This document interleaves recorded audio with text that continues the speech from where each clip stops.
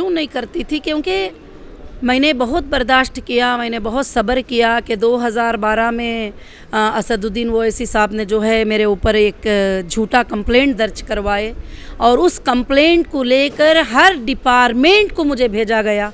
कोई डिपार्टमेंट मेरे ख्याल से स्टेट में ऐसा नहीं है जिस डिपार्टमेंट को मुझे फेस ना करना पड़ा हो।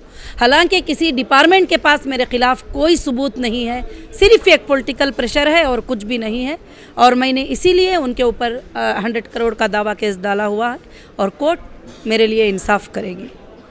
मैडम, ऐसा देखा जाता है कि इलेक्शन में जब कोई नई पार्टी या कोई छोटी पार्टी हिस्सा लेती है तो क्या होता है कि जो बड़ी पार्टियां होती हैं उस नई पार्टी या छोटी पार्टी को दबाने की कोशिश करती हैं, या तो पैसे के बल पे या तो पावर के बल पे। तो क्या आपके साथ भी कुछ ऐसा हो रहा है? जी बिल्कुल, यही हो रहा है कि पावर के बल पर कभी कभी हमारे घर के अतराफ़ में 50-60 लोग आते हैं, धमकी देते हैं, कभी ऑफिस में 100 लोग घुसकर आ जाते हैं, धमकी देते हैं। बहुत सारी चीज़ें चल रही हैं, मगर हम आवाज़ों से डरने वाले नहीं हैं और जब हम जस्टिस के लिए खड़े हो गए हैं तो आखिरी सांस तक जस्टिस के लिए लड़ते रहेंगे और इंसाफ एक दिन जीत के रहेगी।